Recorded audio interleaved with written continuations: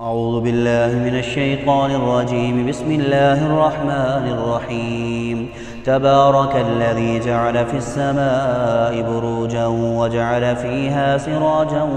وقمرا منيرا وهو الذي جعل الليل والنهار خلفة لمن أراد أن يذكر أو أراد شكورا وعباد الرحمن الذين يمشون على الأرض هونا وإذا خاطبهم الجاهلون قالوا سلاما والذين يبيتون لربهم سجدا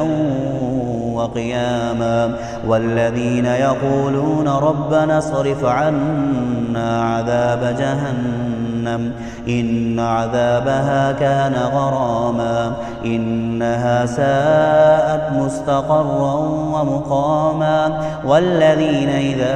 أنفقوا لم يسرفوا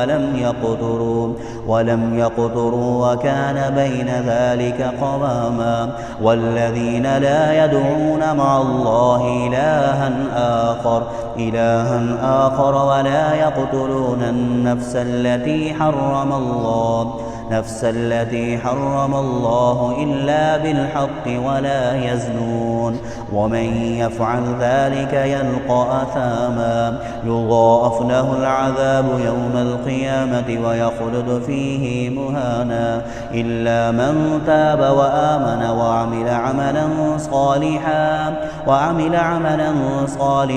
فأولئك يبدل الله سيئاتهم حسنات وكان الله غفورا رحيما ومن تاب وعمل صالحا فإنه يتوب إلى الله متابا والذين لا يشهدون الزور وإذا مروا باللغو مروا كراما والذين إذا ذكروا بآيات ربهم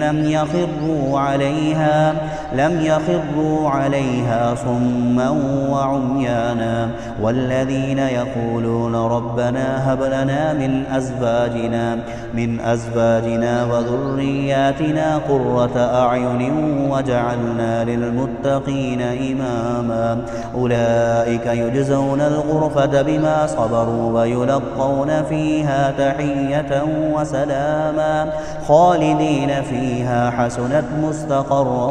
ومقاما قل ما يعبأ بكم ربي لولا دعاؤكم